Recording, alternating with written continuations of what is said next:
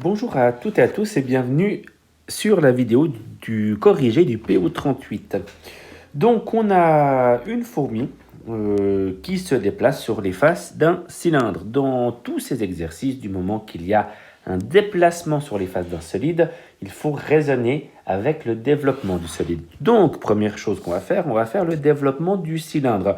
Juste avant, je vous rappelle que la fourmi est à l'extérieur du cylindre et que la goutte de confiture est à l'intérieur. Donc, forcément, logiquement, la fourmi va devoir, à un moment donné, rentrer à l'intérieur du cylindre qui est ouvert en haut. Donc, elle va monter, rentrer à l'intérieur en ce point-là, après descendre et aller chercher la goutte de confiture. Tout ça pour dire que on ne va pas faire le développement complet du cylindre, ça ne nous servira à rien. Le cylindre n'a pas de face en haut, il est ouvert. Et puis, la face du bas, on ne s'intéresse pas, vu que la fourmi ne va évidemment pas descendre. Donc, on a juste à faire le développement de la face latérale. La face latérale d'un cylindre à développer, c'est assez facile. C'est simplement un rectangle. Voilà. On va y placer la fourmi. Alors, on peut imaginer qu'on a découpé ce rectangle de cette manière-là. Donc, on découpe le rectangle ici et qu'on ouvre voilà, le rectangle avec cette partie. Donc, on ouvre, je ne sais pas comment dire d'autre, mais cette partie-là va venir s'ouvrir ici, celle-là aussi. Et puis, alors c'est pas très bien dessiné, peut-être même que ça vous induit en erreur. Faisons plus simple, disons qu'on coupe ce cylindre ici et puis qu'on déplie, voilà, c'est le mot que je cherchais. On déplie ce cylindre et ça vous donne un rectangle. Vous pouvez faire ça avec une feuille de papier normale. Si vous repliez votre feuille de papier, vous allez avoir cette forme cylindrique. Donc cette arête que j'ai dessinée ou ce trait noir que j'ai dessiné, on peut supposer qu'il est là. Donc on va placer la fourmi, on va dire, à l'extrême gauche de mon rectangle. Donc je vais la mettre ici.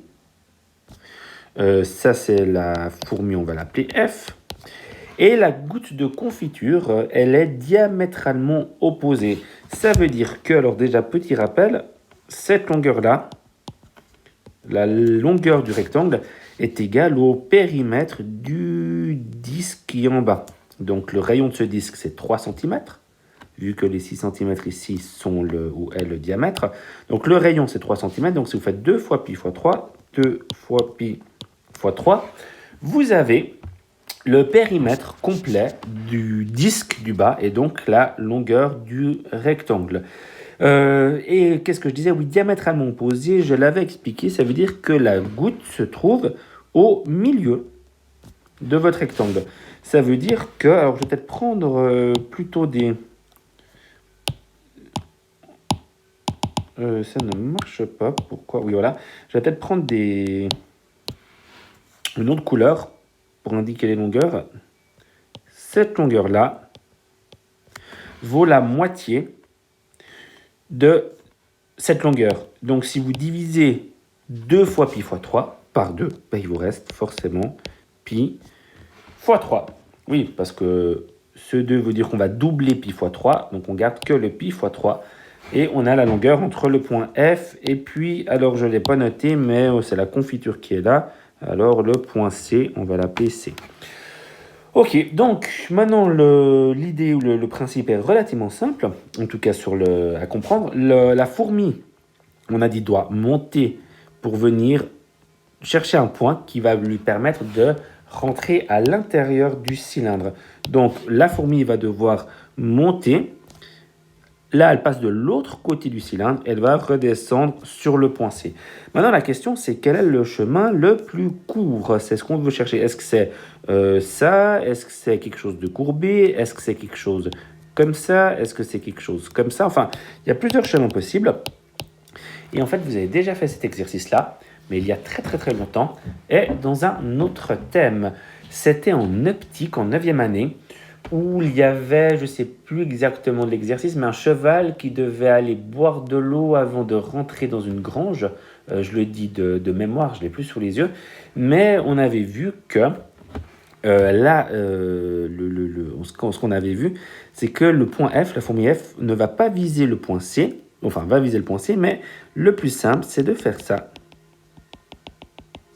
Donc cette longueur, c'est la même que cette longueur, Et ici, on a un point C'. Et si la fourmi vise en direction de C', donc va dans cette direction-là, à ce moment-là, c'est le point où la fourmi rentre à l'intérieur du cylindre, puis elle va redescendre ici. Si je fais ça, voilà, on peut imaginer que ça, on peut même faire en trétier pour un déplacement virtuel. Et le vrai déplacement réel, c'est celui qui est fait avec les flèches. On pourrait le démontrer normalement, ce point devrait être pile au milieu de cette longueur-là. Si on dessine les choses un peu plus proprement, un peu plus précisément, on arrive à ça. Ok, donc là on a trouvé le chemin le plus court. Maintenant on va juste encore y placer quelques longueurs. Donc je vous rappelle que cette longueur-là, on dit que la goutte de confiture, comme la fourmi, est à 4 cm du haut du bocal. Donc cette longueur-là, comme c'est la même, c'est aussi 4 cm. Et donc toute cette longueur-là, c'est évidemment le double, ça fait 8 cm.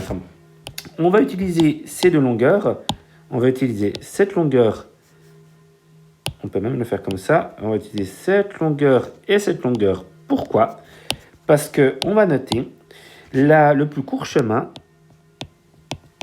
Le plus court chemin entre F et C est le segment FC'. C'est-à-dire que ce chemin-là, c'est le même que ce segment-là. C'est la même longueur. Donc, on va calculer ce FC'.